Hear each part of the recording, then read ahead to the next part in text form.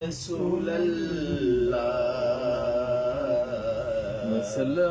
वसल्लम अलैका या हबीबल्लाह।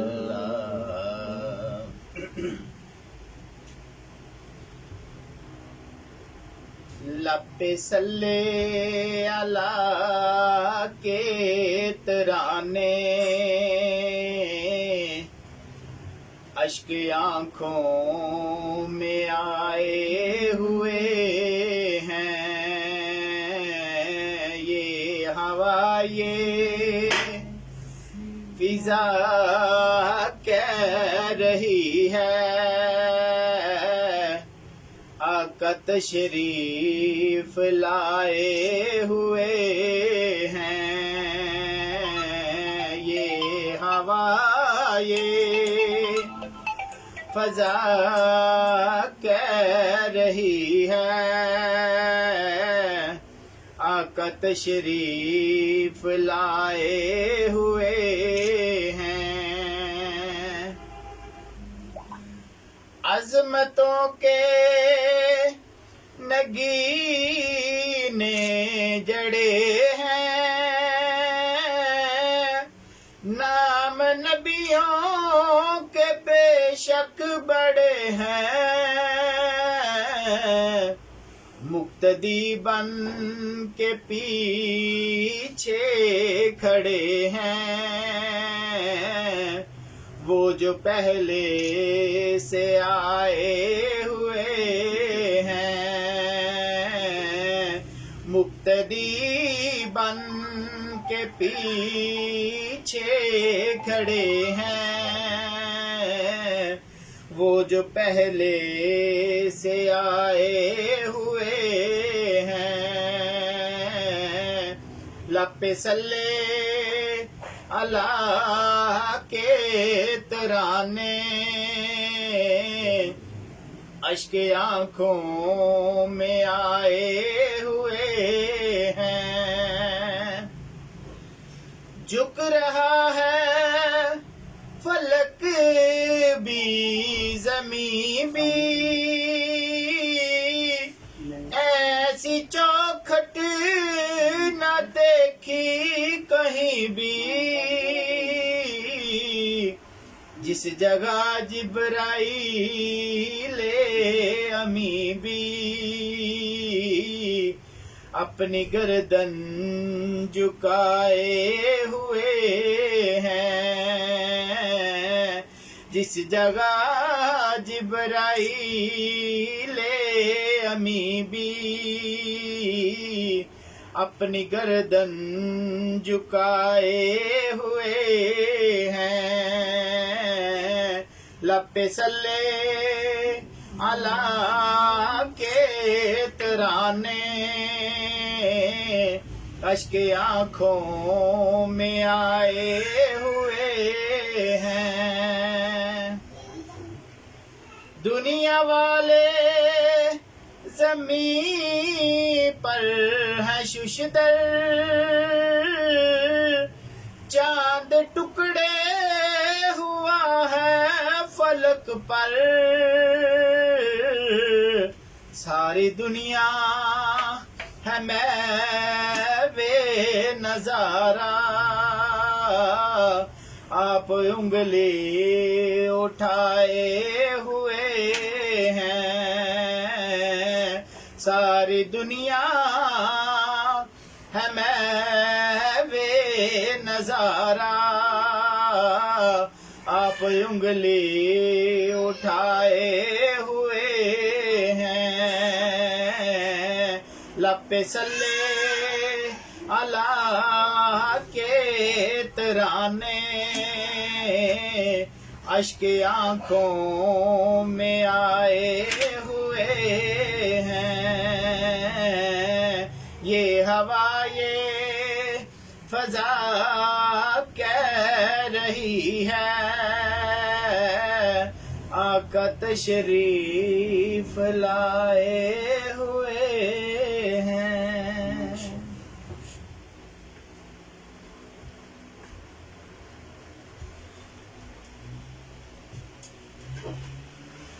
माशाअल्लाह, सुभान अल्लाह और जज़ाकल्लाह।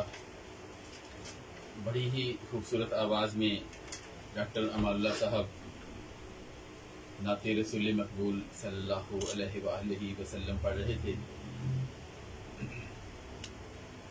यकीनन आज हमारी मुलाकात जो है वो माह रमज़ान की बरकतों के बाद, एक महीने के बाद आज हम लाइव आए हैं। एक महीना जो है वो तकरीबन हमने रमज़ान शरीफ की बरकत में गुजारा और हमारी तरफ से हमारे तमाम व्यूअर्स को गुज़िश्ता ईद मुबारक। यकीनन जहाँ खुशियाँ वहाँ गम भी और जहाँ गम वहाँ खुशियाँ भी, ये एक निज़ाम कुदरत है। इस दौरान में यकीनन डॉक्टर अली शहबाज साहब नॉलेज होम्योपैथिक मेडिकल एसोसिएशन के जनरल सेक्रेटरी, उनकी वालदा मोहतरमा का इंतकाल हुआ। हम उनके लिए भी दुआ गो हैं, अल्लाह पाक उनको जन्नत में अल्लाह मुकाम अता करे और उनकी फैमिली को सबको सब्र जमील अता करे। आमीन सुम्मा आमीन। नॉलेज होम्योपैथिक मेडिकल एसोसिएशन ने हमेशा से इस प्लेटफार्म को खालिस्तन होम्योपैथी की फ़रोग के लिए हमेशा से इस्तेमाल किया और यहाँ पे इंशाअल्लाह इस प्लेटफॉर्म से हमारी ये कोशिश रही है कि हम हमेशा जो कुछ अपने प्रैक्टिशनर्स के लिए, अपने डॉक्टर्स के लिए, अपने न्यू कमर्स के लिए जो कुछ कर सकते हैं इंशाअल्लाह हम यहाँ पे उसमें अपना हिस्सा ज़रूर डालते जाएंगे।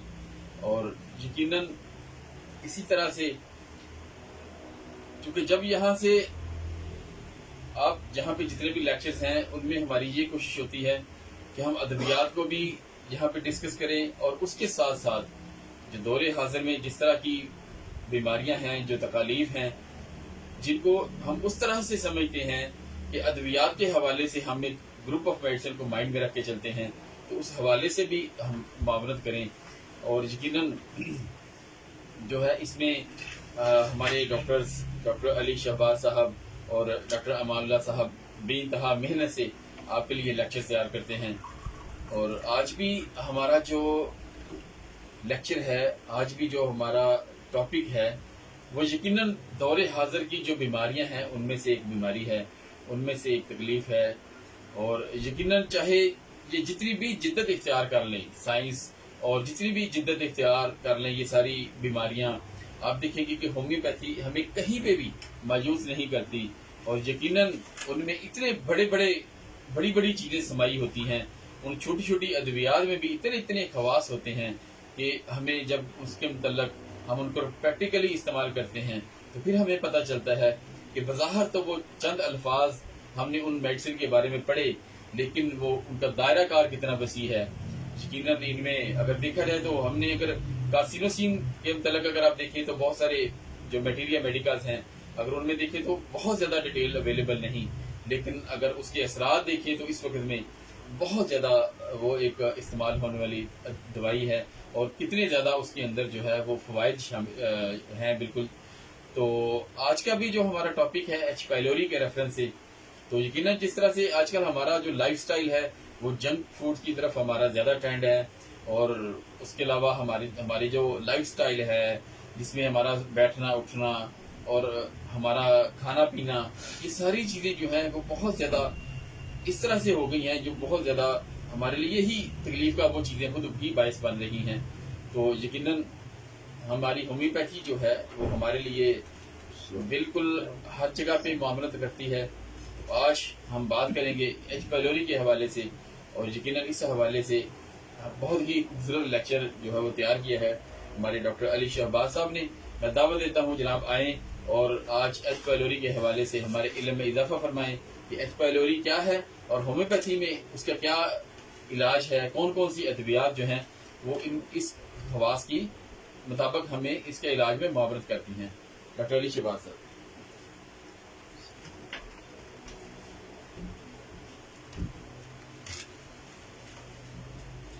औज़ुबिल्लाहि मिनश्शैतानिर्रजीम, बिस्मिल्लाहिर्रहमानिर्रहीम।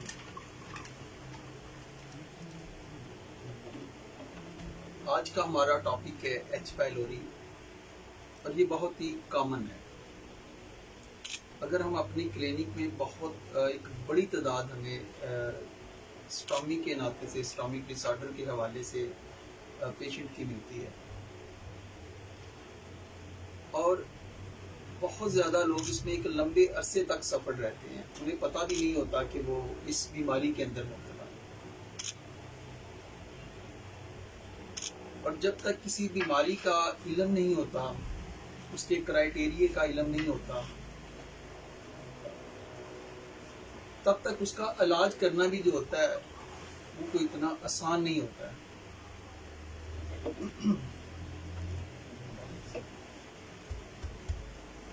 लेकिन अल्हम्दुलिल्लाह होम्योपैथी का एक अपनी तकनीक है, इसकी एक अपनी गिरफ्त है, इसका एक अपना तरीकाकार है। यहाँ पर आप डिफरेंट टूल्स को, डिफरेंट टेक्निक को इस्तेमाल करते हुए अपने पेशेंट का बड़े ही अच्छे से ट्रीटमेंट कर सकते हैं। मौजूदा दौर में हेपाटाइटिस एच पाइलोरी ये बड़ी तेजी के साथ फैल रहा है। बेसिकली एच पाइलोरी जो है ये एक बैक्टीरिया है, हेलिकोबैक्टर। ये उसकी वजह से बीमारी होती है। लेकिन इससे पहले जो हमारे पास रिसर्च वर्क था, जो तहकीक थी, कि उसकी रीज़न करार दी जा रही थी कि शायद जो हमारा स्पाइसी फूड का इस्तेमाल करना है या जो हमारा लाइफस्टाइल है उसका बड़ा रोल है। लेकिन अब ये बात जो है, ये जो न्यू कॉन्सेप्ट है, लेकिन हमने होम्योपैथी को जब अपना लिया तो हमने किसी भी कॉन्सेप्ट कोई भी हो, हमारे पास एक अपना तरीका का है। आजकल चूंकि पेशेंट जो होता है वो बहुत ज्यादा समझ लें कि वो जिस तरीके से बीमारियां बढ़ रही हैं उसी तरीके से अवेयरनेस भी बढ़ रही है। आज आने वाला जो पेशेंट होता है वो अपने सारी रिपोर्ट्स और टेस्ट लेके फिर आपके पास आता है। और जो एच पाइलोरी के पेशेंट होते हैं ये तो बेचारे कह लें कि एक लंबे अरसे से उनकी लाइफ जो होती है डिस्टर्ब हो चुकी होती है, एक डॉक्टर से दूसरे डॉक्टर से तीसरे से चौथे से, और वही शापन बार बार की अद्वियात होती हैं, निदे के सीरप होते हैं, कोई राइजिक कैप्सूल दे देता है, कोई ओमेगा दे देता है, कोई एंटीबायोटिक दे देता है। तो एक प्रोलॉन्ग हिस्ट्री मिलती है हमें। अब चूंकि एच पाइलोरी हमें पता चला कि ये एक बैक्टीरिया की वजह से हुआ है, तो चूंकि जो एसिडिटी है, स्पाइसी फूड है, ये मावर होती है इसकी नशोनुमा।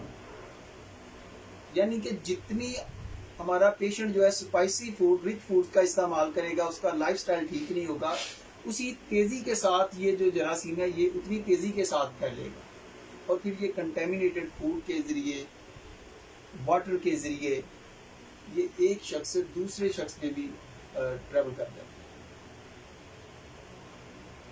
और जो इसकी अलामत होती हैं, चूंकि ये ग्रेजुअली होता है,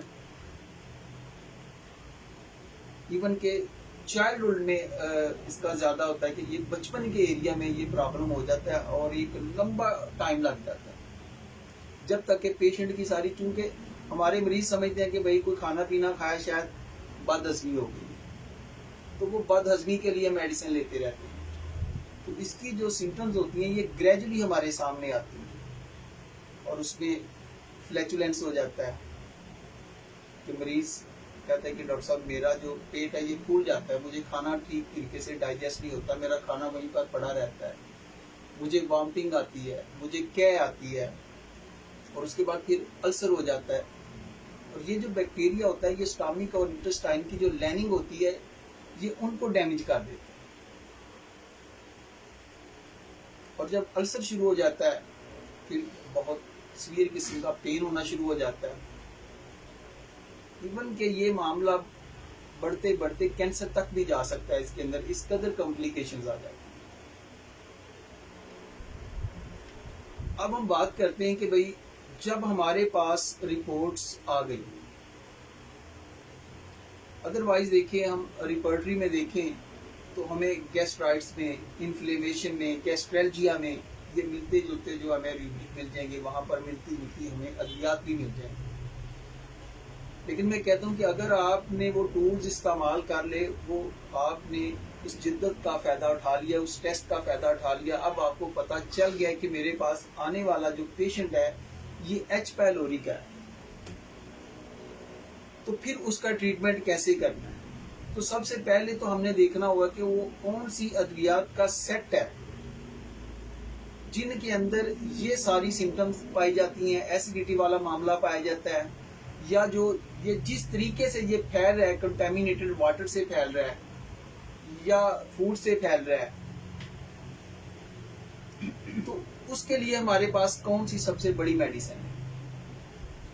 और फिर हर मेडिसिन का एक क्राइटेरिया हो। मिसाल के तौर पर यहाँ पर आप देखें तो आपको सबसे बड़ी दवा, और मैंने फिर आपको दोबारा रिपीट कर देता हूँ कि ये प्रॉब्लम बड़ा ग्रेजुअली बढ़ता है, इसका पेशेंट एकदम से आपके पास नहीं आ जाएगा। लोग सालों साल इसमें मुब्तला होने के बाद फिर जाके कहीं टेस्ट करवाते हैं, लेकिन टेस्ट करवाने के बाद फिर भी उनका जो सफर है वो रुकता नहीं है, वो चलता रहता है एक डॉक्टर से दूसरे डॉक्टर तक।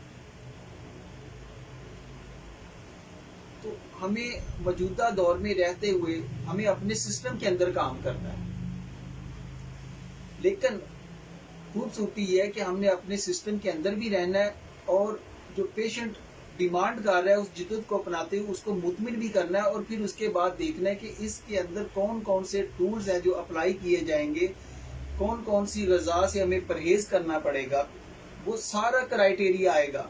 ऐसा नहीं होगा कि आप परहेज ना करें और सिर्फ मेडिसिन, क्योंकि जब स्टॉमिक कहते हैं कि स्टॉमिक जल्दी तो डिस्टर्ब नहीं होता, अगर डिस्टर्ब हो जाए तो फिर एक दफा मेडिसिन होती है और 3 दफा परहेज होता है। और ऑर्गेनिक के अंदर भी लिखा हुआ है कि जो भी डॉक्टर्स एडवाइस करता है, चाहे वो किसी को परहेज एडवाइस करता है, चाहे वो जनाब उसको सैर एडवाइस करता है, वो भी पेशेंट के लिए ड्रग की अहमियत रखती है। तो सारी उन चीजों को भी जो है अप्लाई करना पड़ेगा। तो यहाँ पर हमने देखा कि कंटेमिनेटेड फूड का मामला आ गया, गले सड़े फल खाने से अगर ये जरासीम चला गया है, या ये आजकल पानी का इशू सबसे बड़ा इशू है और उस वजह से हो गया है। तो यहाँ पर हमारे पास स्टॉक की जो मेडिसिन आती है वो है जी आर्सेनिक एल्बम। अब हमें पता चला कि आर्सेनिक एल्बम, देखें कि आर्सेनिक एल्बम बैक्टीरियल इन्फेक्शन पर, वायरल इन्फेक्शन पर, या किसी भी किस्म की इन्फेक्शन के ऊपर ये बहुत ही जबरदस्त इफेक्ट करती है।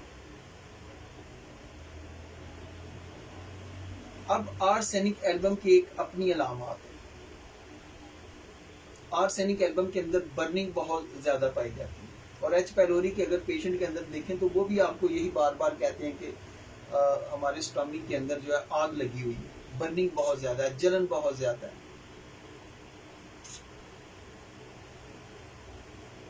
अच्छा, अब उस जलन के साथ आपको उसकी मखसूस किस्म की प्यास भी मिलती है,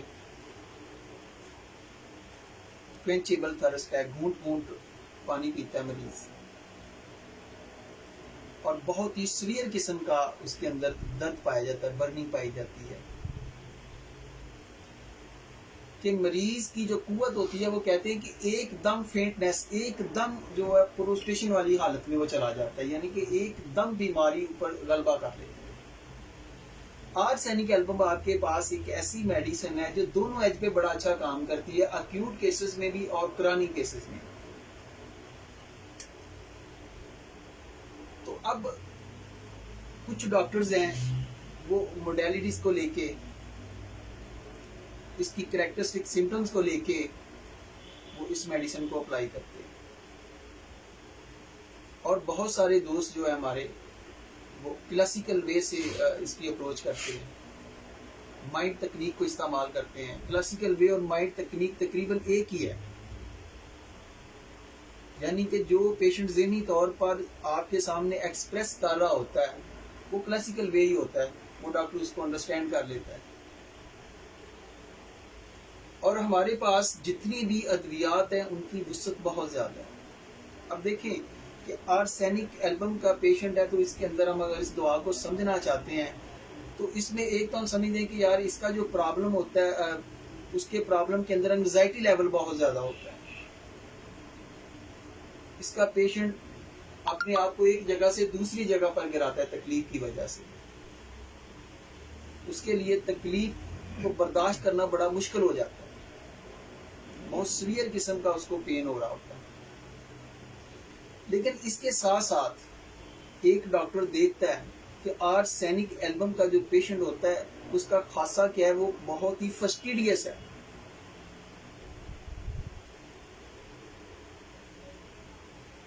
फस्टिडियस का मतलब ये होता है कि अगर एक बंदे को पता चल गया कि मैं यार इस प्रॉब्लम के अंदर मुब्तला हूं, तो फिर उसके अंदर वो बहुत ज्यादा एक्स्ट्रा ऑर्डिनरी अवेयरनेस आ जाती है कि वो छोटी छोटी चीजों पर कि फलाना जगह से मैंने खाना नहीं खाना है, अगर फलां होटल में खाना खाना है तो सबसे पहले उसका म्यार क्या है, उसके काम करने वालों का म्यार क्या है, उसके वहां पर जो बर्तन रखे गए हैं क्या वो साफ सुथरे हैं। इसी तरीके से जब वो किसी डॉक्टर के पास जाता है तो वो पूरा सबसे पहले ऑब्जर्व करता है कि क्या डॉक्टर इस काबिल है जिससे मैं ट्रीटमेंट करवा रहा हूँ। इस कदर उसका इंसिक्योरिटी लेवल होता है। तो एक डॉक्टर उसके एक्सप्रेशन से अंदाजा लगा लेता है, उसके फस्टिडियसनेस से अंदाजा लगा लेता है, उसकी एंग्जाइटी हेल्थ से अंदाजा लगा लेता है कि ये जो पेशेंट है ये आर्सेनिक एल्बम का। क्लासिकल वे में भी आपने पिक कर लिया और आपने उसकी कैरेक्टरिस्टिक सिम्टम्स पर भी उसको पिक कर लिया। अच्छा, माइंड तकनीक के अंदर एक इसका रूब्रिक है, क्योंकि आजकल ये भी एक जुनून है हम दोस्तों में कि हम आजकल ज्यादा माइंड को भी अप्लाई कर रहे हैं। तो अब देखते हैं कि पेशेंट हमारे पास आता है तो वो आके कहते हैं, अब यहाँ पर माइंड में ये होता है कि अक्यूट या क्रॉनिक की जो बहस होती है इससे बंदा आजाद हो जाता है, कौन सी दवा किस ग्रेड में है इससे भी आजाद हो जाता है। हर प्रॉब्लम की एक खास किस्म की पेशेंट के ऊपर वो फीलिंग जो होती है वो आती है। यहाँ पर पेशेंट की फीलिंग को नोट किया जाता है। सर मंचा साहब बड़ी गौर से आपने बात सुनी है कि अब पेशेंट आपके पास आता है, डॉक्टर रईस साहब के पास पेशेंट आता है, वो कहता है कि डॉक्टर साहब बड़ी तकलीफ है। अब वो सारी लामत कर रहा है, इधर से उधर जा रहा है, वो बहुत ज्यादा एंजाइटी में है, लेकिन वो कह रहा है कि डॉक्टर साहब ऐसे करें, कोई जल्दी से कोई ऐसी अच्छी से अच्छी मेडिसिन दें कि मैं बहुत जल्द ठीक हो जाऊं। मेरे काम का, मेरे दफ्तर का, यार मेरे दफ्तर वाले जो है ना वो बड़ा एतराज कर रहे हैं, दफ्तर का काम काफी बड़ा हुआ है, तो मुझे ऐसी मेडिसिन दें कि मैं जल्दी ठीक हो जाऊं। ये पेशेंट के अल्फाज होते हैं, वर्जन होता है उसका। पेशेंट चाहता है कि उसको कोई ऐसी मेडिसिन मिले कि जो उसे जल्दी से जल्दी ठीक कर दे और वो अपने जो रूटीन में काम कर रहा है उसका हर्ज ना हो। अब आप देखिए कि आर्सेनिक एल्बम को अगर आपने पढ़ा हुआ है तो आर्सेनिक एल्बम के अंदर इसकी जो एलिमेंट्स क्या है कि इसके अंदर जनाब बहुत आपको ज्यादा एलिमेंट्स नजर आएंगे कि ये फूड पॉइजनिंग की बहुत बड़ी मेडिसिन है, ये डायरिया की बहुत बड़ी मेडिसिन है, ये कॉलरा की बहुत बड़ी मेडिसिन है। लेकिन हमने इन वर्ड्स को, इस वर्जन को पिक कर लिया कि पेशेंट ने आके हमें कहा कि जनाब कोई ना कोई ऐसी मेडिसिन दे जो बहुत तेजी के साथ बहुत अच्छा वर्क करे और जल्दी ठीक होना चाहता है पेशेंट। तो इसका एक रूब्रिक है, mind carry desire to be fast. Carried का मतलब होता है उठाना, यानी कि इस कंडीशन से जल्दी मुझे बाहर निकालें, कोई ऐसी मेडिसिन दें जो तेजी के साथ मुझे इस कंडीशन से बाहर निकाले। और फिर वो कह रहे हैं कि जनाब मेरे काम का हर्ज हो रहा है। तो अब देखें कि ये ऑब्जेक्टिव रीजनेबल है, यानी कि इसकी बात भी जो है वो ऑब्जेक्टिव उसका रीजनेबल है कि उसके काम का हर्ज हो रहा है इसलिए वो जल्दी ठीक होना चाहता है। और तीसरा रूब्रिक हम लगाते हैं बिजनेस टॉक के और हमारी मेडिसिन आ जाती है आर्सेनिक एल्बम। अब हम यहाँ पर एच पैलोरी को फरामोश कर देते हैं।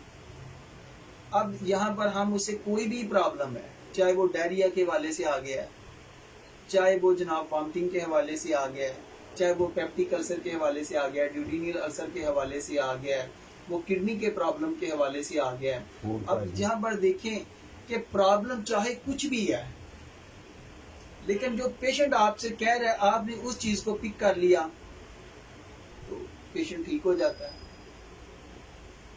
टॉपिक मेरा एच पाइलोरी ही है, लेकिन मैं यहाँ पर आपको होम्योपैथी की बात कर रहा हूँ कि होम्योपैथी का इतना वसी नॉलेज है। मेडिसिन एक ही है। कोई शख्स इसको कालरा में लेता है। अब आप देखें कि कालरा की सबसे बड़ी जो काज होती है वो फूड पॉइजनिंग की जो बड़ी काज वो कंटेमिनेटेड ही होता है। कोई उसने फल खा लिया, कोई उसने खुराक खा ली, कोई पानी ऐसा उसने पी लिया कि उसके अंदर कोई जहरीली चीज शामिल है। आजकल फलों की जो पोजीशन है आपके सामने है कि हर फल के अंदर तकरीबन केमिकल जो ऐड किया जाता है, जी जी।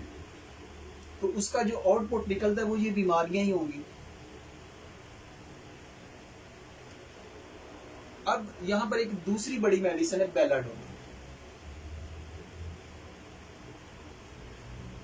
जब आप बेलाडोना को रीड करते हैं तो यहाँ पर हमने एक बड़ी अहम चीज है इसका कि यार इसकी जो पेन्स होती हैं बड़ी तेजी के साथ आती हैं, सडन और अचानक चली जाती हैं।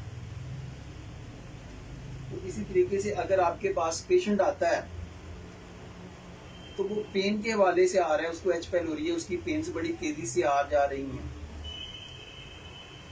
तो आप फौरी तौर पर अपने माइंड में सोचते हैं कि इसकी दवा जो है ये बेलाडोना है। ये इसकी बड़ी एक अहम सिम्टम है।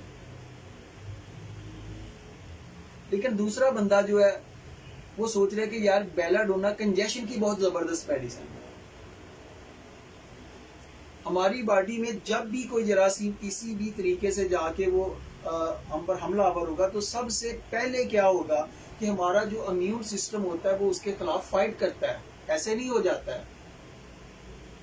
और उस जगह पे उस फाइट के अंदर कुछ हमारे इम्यून सिस्टम के जो होते हैं सेल्स वो डैमेज होते हैं, कुछ जो होते हैं वो जरासीम डैमेज होते हैं, और बाद में फिर वो इन्फेक्शन वाला मटीरियल बन जाता है।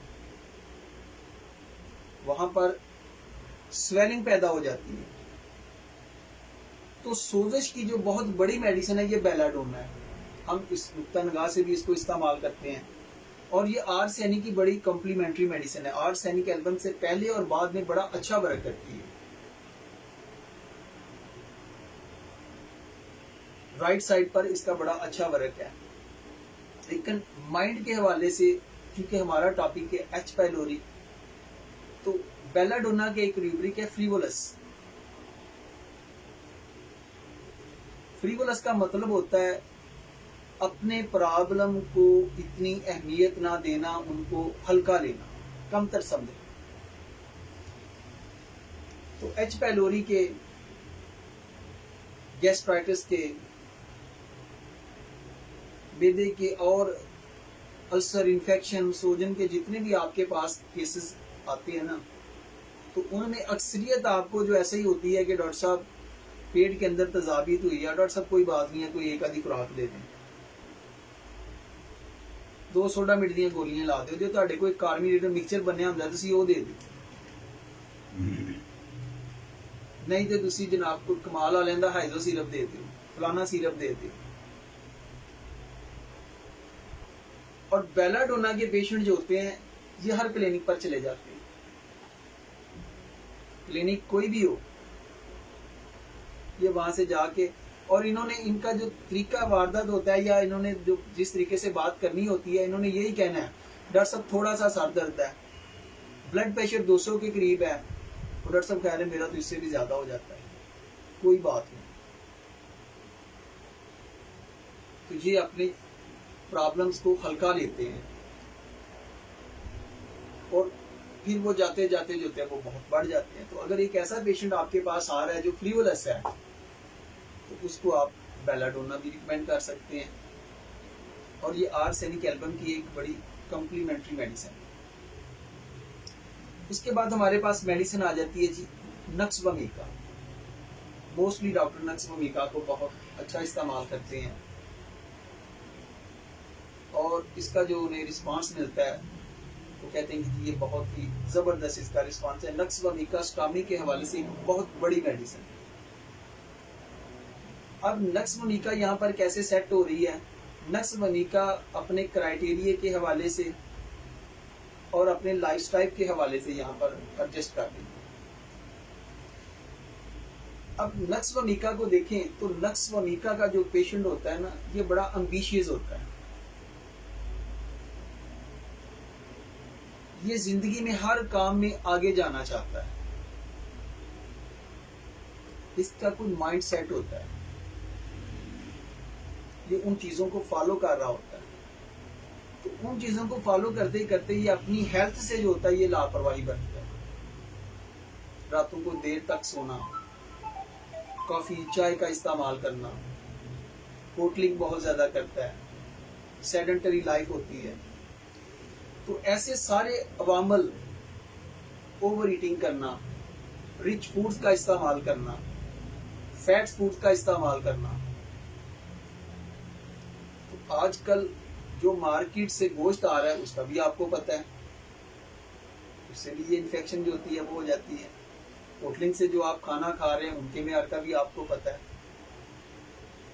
तो नक्स वमीका जब हम देंगे तो ब्लाइंड तो नहीं देंगे कि भाई एच पैलोरी का पेशेंट आ गया है तो अब हमने नक्स वमीका देनी है। नक्स वमीका हमने तब देनी है जब उसकी कोई ना कोई, चाहे उसकी आप माइंड के हवाले से आप अलामत मिल रही हो, चाहे उसकी मोडेलिटीज के हवाले से मिल रही हो, चाहे उसकी कैरेक्टरिस्टिक सिम्टम्स के हवाले से मिल रही हो। तो नक्स वमीका का जो पेशेंट होता है, ये आपको पता है कि बहुत ज्यादा चीजों को तो ये खुद ही मैनेज करता है। इसका घर का जो अलमारी होती है या जो इसकी फ्रिज या इसका जो भी हिस्सा होता है वो आधा डॉक्टर तो खुद बना होता है। हर किस्म की वहां पर फक्की भी मिली होती है, सिरप भी आपको मिल जाएगा, अद्वियात मैदे के लिए भी मिल जाएंगी, क्योंकि ये अपने मैदे को चालू करने के लिए बाजारी मेडिसिन इस्तेमाल करता रहता है।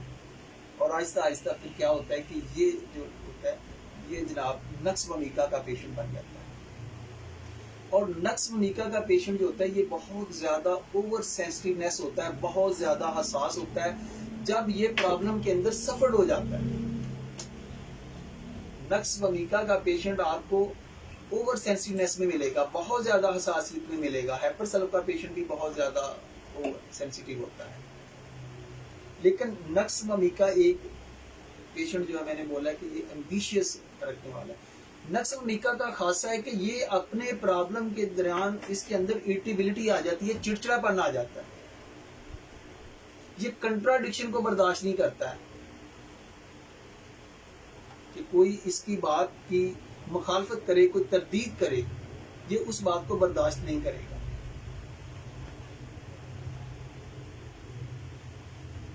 ऐसे लोग जो बहुत ज्यादा ड्रिंक का इस्तेमाल करते हैं, अल्कोहल का इस्तेमाल करते हैं, रिच फूड, फास्ट फूड, होटलिंग का इस्तेमाल ज्यादा करते हैं, तो जब उनका स्टोमिक डिसऑर्डर हो जाता है तो फिर उसके साथ उनके अंदर मेंटल सिम्टम्स भी प्रोड्यूस हो जाती है कि वो बहुत ज्यादा इरिटेबल, चिड़चिड़ेपन का शिकार हो जाते हैं। और बल्कि उनके अंदर अवर्जिंग टू आंसर, यानी कि फिर इतना उनके अंदर तलखी आ जाती है कि वो आपको किसी बात का जवाब भी ठीक तरीके से देना नहीं चाहते कि कोई उनसे जवाब ले, तो ये उससे भी बेजार होते हैं, उसके भी गले पड़ जाते हैं।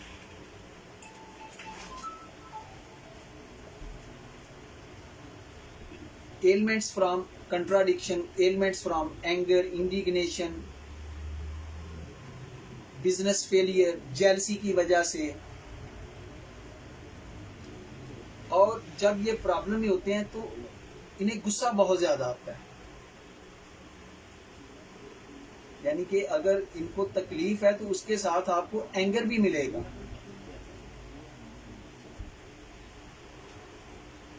और नक्स वमीका का पेशेंट जो होता है ये ओवर ईटिंग की वजह से भी आपके पास आ जाता है। इसके पेट के अंदर आपको बहुत ज्यादा हवा मिलेगी, पेट फूला हुआ मिलेगा। नक्स वमीका, ब्रायोनिया, पल्साटिला, ये 3 अद्वियात ऐसी हैं जो स्टोमिक की बहुत बड़ी मेडिसिन है। तीनों मेडिसिन का खासा है कि सुबह के वक्त उनका जो टेस्ट होता है वो गंदा सा, बुरा सा, खट्टा सा इनका जायका होता है। तीनों के अंदर हैवी सेंसेशन ऑफ स्टोन आपको मिलेगा। और तीनों के अंदर मरीज को खाना भी जल्दी हजम नहीं होता है। सिर्फ फैट, पल्साटिला के अंदर आपको जो है वो फैट्स जो होती है उसको वो डाइजेस्ट नहीं कर सकती, जबकि नक्स वमीका क्या कर रहा है कि फैट्स डाइजेस्ट कर रहा है। नक्स वमीका का जो पेशेंट होता है ये इरिटेबल हो जाता है, चिड़चिड़ेपन का शिकार हो जाता है, एंगर का शिकार हो जाता है, जबकि पल्साटिला का जो पेशेंट होता है ये थोड़ा सा अफेक्शनेट होता है, ये सॉफ्ट यील्डिंग जेंटल होता है। लेकिन ये भी अपने प्रॉब्लम की कहते हैं कि ये बहुत ज्यादा जनाब ये शोर डालता है, तो प्रॉब्लम थोड़ा सा हो लेकिन इसका जो एक्सप्रेशन होता है ये बहुत ज्यादा होता है। तो नक्स वमीका के अंदर आपको लिखा कि आपने कि इसके अंदर जो चीजें इन्वॉल्व हो जाती हैं वो उसकी एंग्जाइटी, उसका जनाब कंट्राडिक्शन, बिजनेस का फेलियर होना, जेलसी का वामल, ये सारी चीजें जो डिक्टाटोरियल, ये सारी आपको नक्स वमीका के अंदर मिलेंगी। नक्स वमीका की एक बड़ी इंपॉर्टेंट सिम्टम्स है कि कांस्टेंट इनअफेक्चुअल डिजायर ऑफ स्टूल। अगर कहीं पर भी आप इस दवा को पिक नहीं कर सक रहे तो यहां पर आप इस दवा को पिक कर लेंगे। और फिर इसका जो पेशेंट होता है इसकी एक और बड़ी इंपॉर्टेंट सिम्टम्स है कि ठीक खाने के आधे घंटे के बाद जो पेशेंट है वो प्रॉब्लम में आ जाएगा, खाने के आधे घंटे के बाद, और उसको रिचिंग, उसको मतली, अबकाई आनी शुरू हो जाएंगी, इनएबिलिटी टू वॉमिट। जबकि जो पल्साटिला है, पल्साटिला आप जानते हैं कि ये सेंसिटिव टू हीट है, इसको बहुत ज्यादा गर्मी लगती है, वॉशिंग से, बाथिंग से इसको अमेलियोरेशन होता है, फैट्स फूड से इसके प्रॉब्लम बढ़ जाते हैं। जिस तरीके से आर्सेनिकल के अंदर आपको न्यूमरिक था कैरी डिजायर, इसी तरीके से अगर आपके पास कोई पेशेंट आए तो वो आके कहे कि डॉक्टर साहब मुझे बड़ा सोच समझ के दवाई देनी है, मुझे कोई ऐसी दवाई नहीं देनी है कि जो मैं बर्दाश्त ना कर सकूं। कैरी डिजायर टू स्लोली, कि मुझे इन प्रॉब्लम से आपने बड़े धीरे से धीमे से निकालना है। सिंगल मेडिसिन पल्साटिला है। अगर आपको पेशेंट आके ये वजन देता है कि डॉक्टर साहब मुझे आपने दवाई बड़ी सोच समझ के देनी है, मुझे कोई ऐसी दवाई नहीं देनी है जो मुझे तंग करे, जितना मर्जी टाइम लग जाए कोई बात नहीं डॉक्टर साहब, टाइम की कोई बात नहीं है, दवा मुझे तंग नहीं करना चाहिए। कैरी डिजायर टू स्लोली, कि मैं बहुत कीमती हूँ, तो इसी तरीके से जो आपने मेरे लिए दवा सेलेक्ट करनी है वो भी बड़ी कीमती होनी चाहिए। दीगर फीचर में आपको पता है कि ये थर्स्टलेस होती है, जुबान इसकी बड़ी एक मखसूस ऊपर आपको तह मिलेगी, एंटम रूट में बहुत थिक होती है। इसी तरीके से हमारे पास मेडिसिन आती है जी कार्बोवेज। कार्बोवेज के अंदर जो डाइजेस्टिव सिस्टम होता है वो बड़ा डल हो जाता है, और कहते हैं कि पेशेंट को जो खाना खाने के बावजूद जो उसका खालीपन का एहसास होता है वो खत्म नहीं होता कार्बोवेज। कार्बोवेज में जो एसिडिटी और गैसेस का जो रुख होता है वो ऊपर की तरफ होता है, वो पेशेंट हार्ट बर्निंग फील करता है, उसको खट्टे बदबूदार किस्म के डकार आते हैं। लेकिन डकार से या हवा के अखराज से सुकून आ जाना, ये कार्बोवेज है। जबकि इसके साथ चैना मेडिसिन है कि चैना के पेशेंट का पेट भी फूला हुआ होता है लेकिन उसको गैस के अखराज से उसको सुकून नहीं मिलता है, और अगर रात के वक्त उसने थोड़ा सा भी खाना लेट खा लिया है तो वो प्रॉब्लम में आ जाएगा। और चैना के अंदर एक मखसूस किस्म की उसकी वीकनेस होती है, उसकी आंखों के आगे अंधेरा आता है। इसी तरह हमारे पास एक आयरस वर्सिकुलर मेडिसिन है, खटास के हवाले से ये बहुत ही जबरदस्त मेडिसिन है। एसिडिटी के हवाले से इसकी जो कै होती है उससे उसके दांत तक जो होते हैं वो खट्टे हो जाते हैं, और एसोसिएटेड होता है इसका हेडेक, सर का दर्द। अगर इसको स्टूल आता है तो वो उसकी जो रेक्टम होती है वहां पर भी बड़ी शदीद किस्म की बर्निंग पैदा हो जाती है। सर दर्द के हवाले से इसके अंदर पेरियोडिसिटी भी पाई जाती है। तो आयरस वर्सिकुलर बहुत जबरदस्त मेडिसिन है। आयरस वर्सिकुलर ना काम करे तो रोबेनिया आप दें, वो बड़ा अच्छा वर्क करती है। इसी तरीके से हमारे पास लाइकोपोडियम मेडिसिन है, और अक्सर लोगों ने तो एक सेट याद किया हुआ है ना, कि कार्बोवेज, चाइना और लाइकोपोडियम। अब जो लाइकोपोडियम का पेशेंट होता है वो एक इसका बड़ा ही जबरदस्त रूब्रिक है। ये हार्ड होता है और इन्फीरियर, और काइंड होता है सुपीरियर। यानी कि जो इसके नीचे होंगे ना, वहां पर तो ये बड़ा रोब और दबदबा रखेगा, और जो इससे ज्यादा ताकतवर होंगे तो वहां पर ये बीगी बिल्ली बन जाता है। और मोस्टली घर में इसका ये सबसे ज्यादा इसका तो लाइकोपोडियम का जो पेशेंट होता है ये भी पावर को चाहता है, और इसके अंदर लैक ऑफ कॉन्फिडेंस होता है। और लाइकोपोडियम की जो सबसे ज्यादा पहचान है क्लासिकल वेज में, डॉक्टर मामला साहब का तो लेक्चर नहीं है, तो वो बता दे कि जब ये क्लिनिक पे आता है, एक तो इसकी कोशिश होती है कि ये ऐसे क्लिनिक पे जाए जहां पर पता होता है इसे कि जनाब मेरा यहाँ पर दबदबा, मेरा रोग यहाँ पर रहेगा, यानी कि किसी अजनबी जगह पर अजनबी लोगों में ये नहीं जाता। या उसे पता चल जाए कि फलां जगह पे रईस के भाई का या जनाब उसे मालूमात मिल जाए तो फिर उधर जाएगा, और फिर जाते ही चढ़ाई कर देगा, मेरे उसके साथ तल्लक है, मेरे उसके साथ तल्लक है। मिठाइयाँ खाने का बड़ा शौकीन होता है।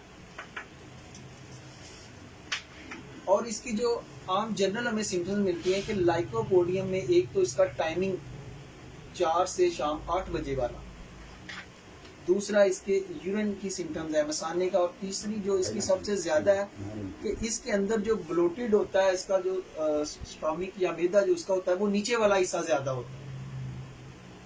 और इसकी एक खास किस्म की भूख है कि लाइकोपोडियम के पेशेंट को भूख तो बहुत ज्यादा लगती है, बल्कि नाकाबिले बर्दाश्त होती है, लेकिन थोड़ा सा खाना खाने के बाद इसका पेट जो होता है ये भर जाता है, फिर इसको वो कपड़े जो है वो भी टाइट लगने लगते हैं। कोल्ड ड्रिंक इसको सूट नहीं करती है, गर्म मशरूब पीना चाहता है। इसी तरीके से लाइकोपोडियम का जो स्टूल होता है, वो उसका जो पहला पार्ट होता है वो भी बड़ा हार्ड होता है, और उसके बाद फिर सॉफ्ट थिन हो जाता है, वाटरी हो जाता है। तो इसके बाद हमारी नेट्रम फास्ट बड़ी ही जबरदस्त मेडिसिन है। अब अगर आप मुझे इसका कंक्लूजन पूछें तो एच पैलोरी का, तो एच पैलोरी में अगर सारी मेडिसिन ही फेल हो जाए, अगर यहाँ पर सारी मेडिसिन ना चले, या आप जरा और अप्रोच को स्ट्रांग करना चाहें, मियाज़मेटिक ड्रग का इस्तेमाल करना चाहें दलील के साथ, बुनियाद के साथ, तो फिर आपने कार्सिनोसिन को इस्तेमाल करना है। कार्सिनोसिन को क्यों इस्तेमाल करना है? कार्सिनोसिन कहती है कि prolonged history of anticipation, prolonged history of domination, prolonged history of fear, साल से बचपन से उस बंदे का जनाब स्टॉमिक डिसऑर्डर पे जा रहा है, एक लंबे अरसे से उसका स्टॉमिक खराब जा रहा है, और वो डोमिनेशन है, वो चीज को बर्दाश्त कर रहा है, उसको लेके चल रहा है उन सारे मामला को, तो कार्सिनोसिन आपकी बड़ी जबरदस्त मेडिसिन होती है। इसकी सपोर्टिव मेडिसिन नेट्रम फास्ट बड़ा अच्छा वर्क करती है। आर्जेंटमनाइट यहाँ पर इसका बड़ा इंपॉर्टेंट रोल है, एंटीस्पाइटरी ड्रग्स में इसका शुमार होता है। तो अगर आप शॉर्ट भी ले लें तो आपकी नक्स वमीका जो है ये टॉप की मेडिसिन है। और जब बहुत ज़्यादा एंजाइटी वाली कंडीशन आती है, बहुत ज़्यादा सीवियर, तो आप आर्सेनिक एल्बम को अप्लाई करें। लेकिन दोस्तों, क्योंकि ये डॉक्टर रईस साहब ने टॉपिक दिया था, लेकिन होम्योपैथ का जो सबसे उसकी जो ग्रेस है ना, आप देखें कि उसका एक अपना तरीका है। उसने फॉलो करना है सिम्टम्स को, सिम्टोमेटोलॉजी को, उसने फॉलो करना है काज को। जब वो काज को फॉलो करता है कि पता चलता है कि यार ये बंदा जो है मसलसल कोल्ड ड्रिंक का इस्तेमाल कर रहा है, स्पाइसी ड्रिंक का इस्तेमाल कर रहा है, या वहाँ के नाकस पानी के इस्तेमाल करने की वजह से तो वो फौरन इन चीज़ों को लेके आर्सेनिक एल्बम पे चला जाता है। अगर उसे पता चलता है कि ये बंदा बहुत ज़्यादा पेटू है, बहुत ज़्यादा खाने पीने का शौकीन है, बहुत ज़्यादा ओवर ईटिंग करने का, बहुत ज़्यादा जनाब ये पोटलिंग भी करता है, शादी ब्याह के खाने भी खाता है, तो आप, और मोटापे का भी शिकार है, तो आप एंटम ग्रुप की तरफ जा सकते हैं। यानी कि हमने मेडिसिन तक जो अप्रोच करनी है वो सिम्प्टोमेटोलॉजी पे करनी है या काज पे करनी है। तो जब आपने सिम्प्टोमेटोलॉजी को पिक करना है या काज को पिक करना है, तो फिर अगर उसके साथ आपने मेडिसिन लाइकोपोडियम दी है, तो वो आपको एक रिपोर्ट दिखा रहा है एच पैलोरी की, 2 रिपोर्टें उसने घर रखी हुई हैं, वो कहता है कि चलो जी मैं मामला साहब से एच पैलोरी का ट्रीटमेंट करवा लेता हूँ, तो जो मेरे लीवर का प्रॉब्लम है ना उसकी मैं मेडिसिन बाद में ले लूंगा, पहले मैं इसकी तो इलाज करवा लूँ। ऐसा पेशेंट करते हैं। तो जब थोड़ी देर के बाद वो ठीक होना शुरू होता है, तो वो जब वो रिपोर्ट्स करवाता है तो कहते हैं कि डॉक्टर साहब बड़ा ही कमाल हो गया यार, मेडिसिन तो मैंने आपसे एच पैलोरी की ली थी, लेकिन पता नहीं क्या है जनाब, वो मेरा हेपाटाइटिस भी बेहतर हो गया यार, इसके साथ मेरा फलां प्रॉब्लम था वो भी ठीक हो गया। और ऐसा मोस्टली होता है। दवा को अंडरस्टैंड करना, दवा के फीचर्स को समझना, उसके क्राइटेरिया को समझना, ये हमारे लिए सबसे ज्यादा जरूरी है। उसके बाद जो पेशेंट अपने प्रॉब्लम को लेके आता है कि वो आपके साथ किस तरीके का वो बिहेव कर रहा है, उसके एक्सप्रेशंस क्या है, वो किस तरीके से आपको अपना केस देता है, क्या वो डिस्पेयर तो नहीं हो चुका। बाज लोग होते हैं कि वो प्रॉब्लम भी रखते हैं और वो इंडिफरेंस टू सफरिंग होते हैं। वो कहते हैं कि डॉक्टर साहब मेरा पेट तो खराब है, ये तो खराब ही रहता है, मैं क्या करूं, बच्चों का देखूं, 100 स्यापे घर दे करने ने, भांडे धोने, कपड़े धोने, फलाना काम करना, फलाना काम करना। वहां पर आपकी सीपिया मेडिसिन होती है इंडिफरेंस टू सफरिंग। इंडिफरेंस का मतलब कंटेक्ट में तो है, उसे पता है कि यार ये मेरा स्टोमिक डिसऑर्डर है, लेकिन इसके साथ वो क्या कह रहा है कि जनाब मुझे कोई ऐसी मेडिसिन दे दें कि मेरा जो काम है ना इसको छोड़े, मैं चलने के काबिल हो जाऊं, मेरा काम नहीं रुकना चाहिए। एच पैलोरी की आपकी ओपी मेडिसिन भी हो सकती है। कि सबसे पहले जो पेशेंट होता है वो इंडिफरेंस टू सफरिंग होता है, वो कहता है कि डॉक्टर साहब मुझे प्रॉब्लम तो था, लेकिन खैर है कोई बात नहीं। लेकिन जब वो बढ़ जाता है, सेम एच पैलोरी में किडनी स्टोन के अंदर, तो लोगों को स्टोन होती है वो इग्नोर करते आते हैं, और जब उन्हें रिपोर्ट्स करवाते हैं तो पता चलता है यार पहले साइज इतना था, अब साइज इतना हो गया, अब क्या होगा जी, ऑपरेट होगा या गुर्दा जाया होगा।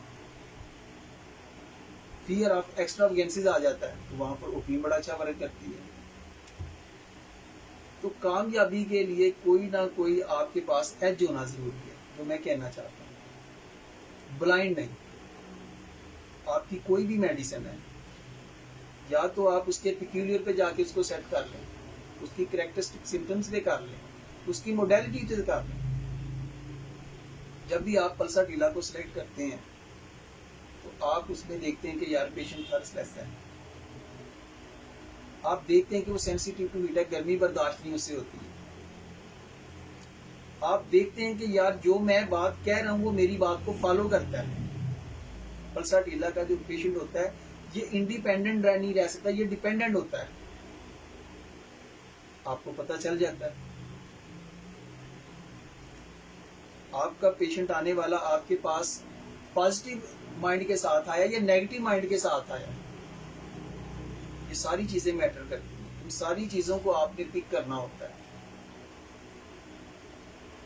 बीमारी को समझना ये आप अपने लिए है, पेशेंट को आप गाइडलाइन देने के लिए, लेकिन वहां पर जो मेडिसिन आ रही है, मेडिसिन की बॉडी लैंग्वेज को समझना और उसके मुताबिक मेडिसिन को अप्लाई करना, उससे जो होती है शिफायाबी होती है। इसी के साथ इजाजत चाहूंगा। अगर किसी भी किस्म की कोई गलती होगी हो, कमी कताई होगी हो, तो इसके लिए माजरत।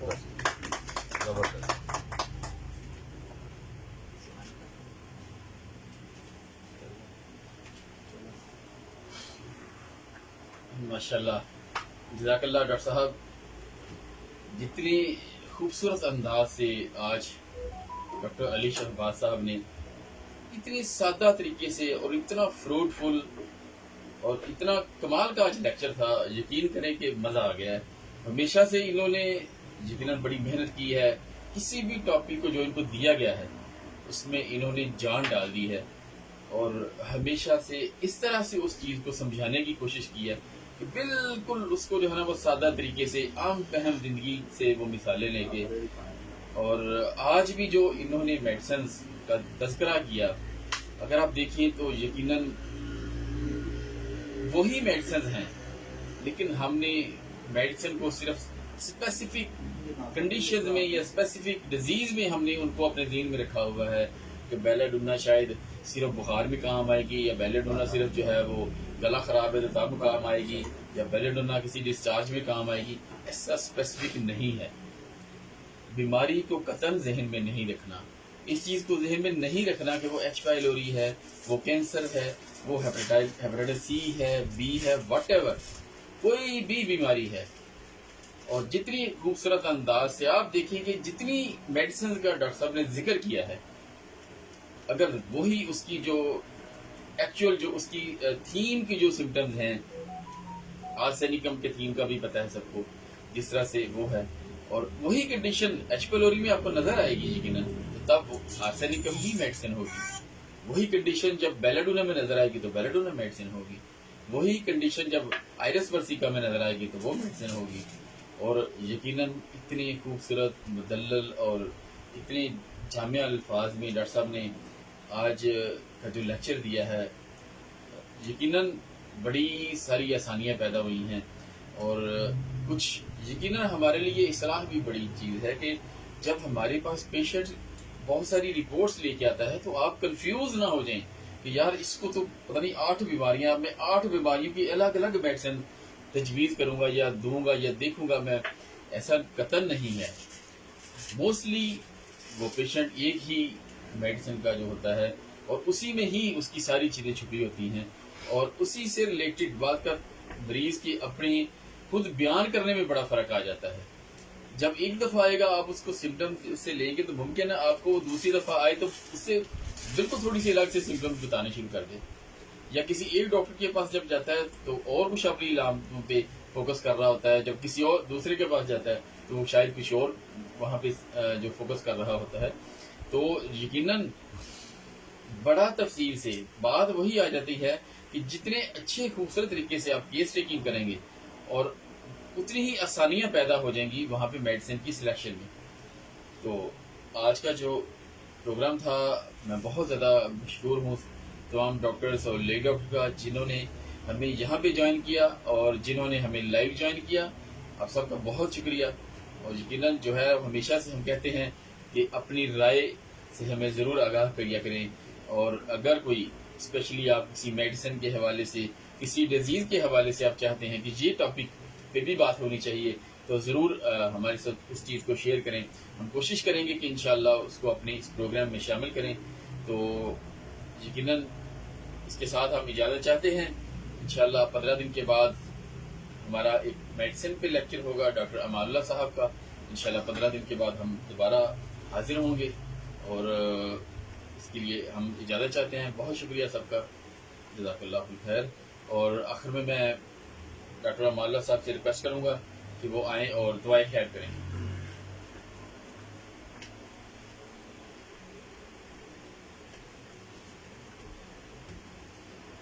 बिस्मिल्लाहिर्रहमानिर्रहीम।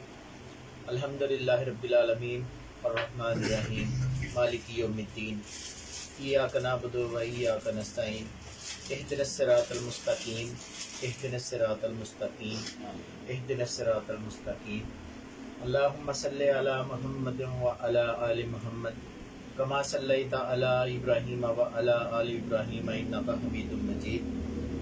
अल्लाहुम्मा बारिक अला मुहम्मद व अला आलि मुहम्मद कमा बारकता अला इब्राहीम व अला आलि इब्राहीम इन्नका हमीदुम मजीद।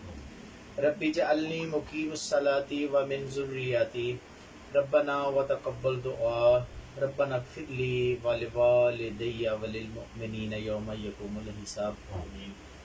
रब्बना आतिना फिद दुनिया हसनतन व फिल आखिरति हसनतन व क़िना अज़ाबन्नार। अल्लाहुम्मा अक्फ़िनी बिहलालिका अन हरामिका व अग़्निनी बिफ़ज़लिका अम्मन सिवाक। फ़इज़हबिल बास रब्बन्नास वशफ़ल अंता शाफ़ी ला शफ़ा इल्ला शफ़ाउका शफ़ाअन ला युग़ादिरु सक़मा। रब्बि इरहमहुमा कमा रब्बयानी सगीरा। रब्बि इरहमहुमा कमा रब्बयानी सगीरा। रब्बि इरहमहुमा कमा रब्बयानी सगीरा। रब्बना अफ़रिग़ अलैना सब्रन व सब्बित अक़दामना फ़ंसुरना अलल क़ौमिल काफ़िरीन। क़ुल रब्बि ज़िदनी इल्मा क़ुल रब्बि ज़िदनी इल्मा क़ुल रब्बि ज़िदनी इल्मा। या अरहमुर राहिमीन, जो भी मुसलमान दुनिया से पर्दा फरमा चुके हैं, मेरे अल्लाह सब की बख्शिश और मग़फ़िरत फरमा। ऐ अल्लाह पाक उनको करवट करवट जगह नसीब फरमा। मेरे मालिक अपनी रहमत से नवाज। या अल्लाह उनको हौज़ कौसर वाली जगह पे आना नसीब फरमा। या अल्लाह हजूर की शफात नसीब फरमा। या अल्लाह हम गुनाहगार हैं। या अल्लाह हम बहुत ज़्यादा परेशान हैं। अल्लाह पाक हमारी परेशानियों को दूर फरमा। या अल्लाह हमारे गुनाहों को माफ़ फरमा। या अल्लाह हमें नेक काम करने की तौफ़ीक़ अता फरमा। या अल्लाह हमें सीधा रास्ता दिखा। सल्लल्लाहु तआला अला खैरि खल्क़िही व नूरि अर्शिही मुहम्मद व अला आलिही व सहाबिही अजमईन।